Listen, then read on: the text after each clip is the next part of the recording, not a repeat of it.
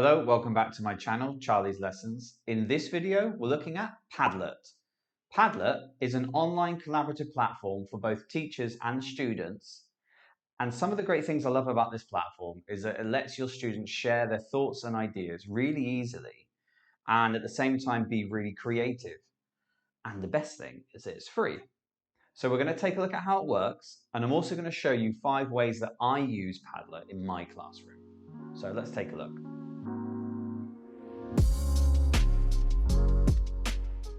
To sign up for Padlet, we've got all these range of options. I already have an account, so I'm going to log in. And here is our dashboard. On our dashboard, we can see on the left-hand side, recent Padlets that we've used, any Padlets that we've created, any Padlets that have been shared with us, any Padlets that we've liked, and any that we've archived. We cannot create new folders with the current plan. We would need to upgrade for that. At the top, we can begin to make a Padlet by clicking here.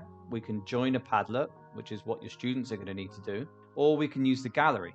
The gallery is a set of example Padlets from the user community that we can use or remake as templates for any Padlets that we would like to make. With a free Padlet account, you can make up to 4 Padlets at any one time. If you feel like that's not enough for you, then you can upgrade. These are the 2 options that Padlet offers.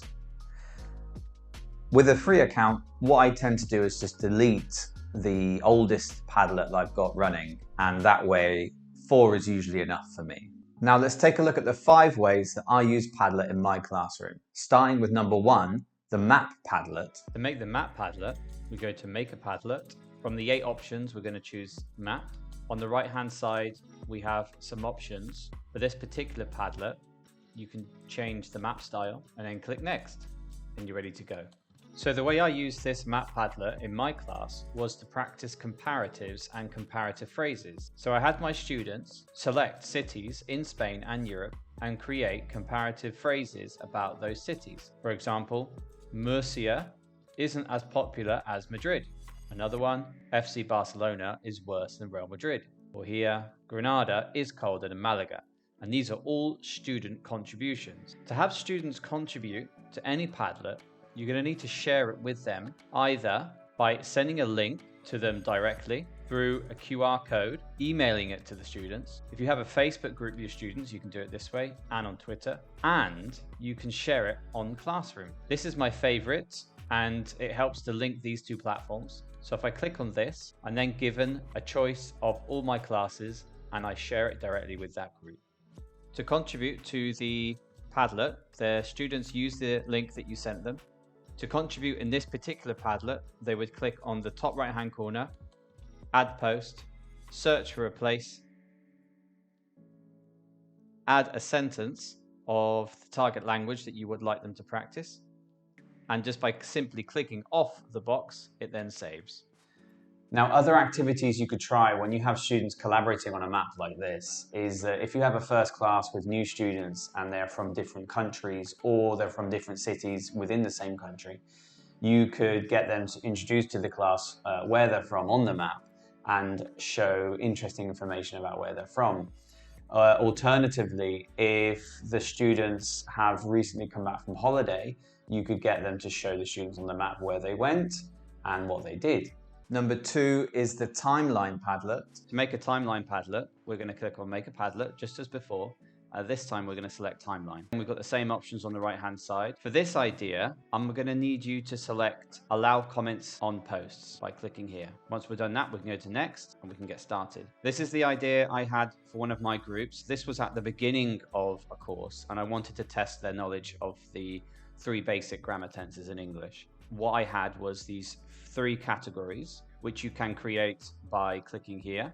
And I had the students comment below with a sentence or phrase about themselves in the correct tense.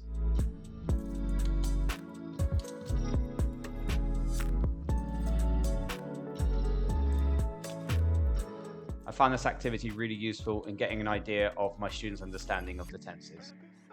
Now, another way I used this activity with my students was I got them to describe their perfect weekend and describe everything step by step, beginning with the first thing they did to the last thing they did.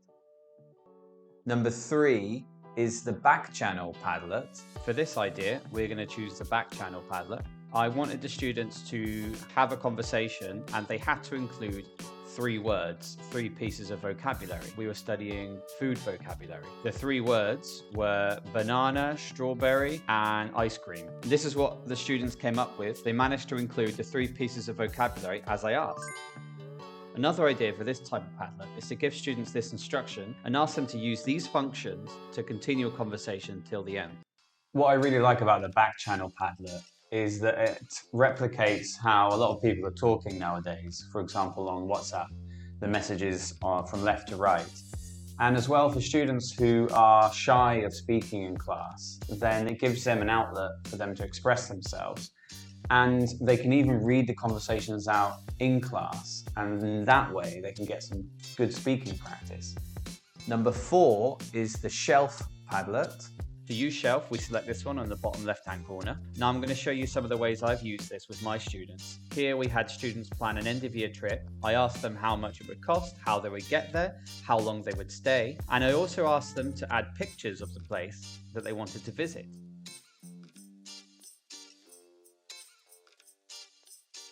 Another idea I had was to ask students to put vocabulary, concepts, ideas into 2 categories, city and countryside.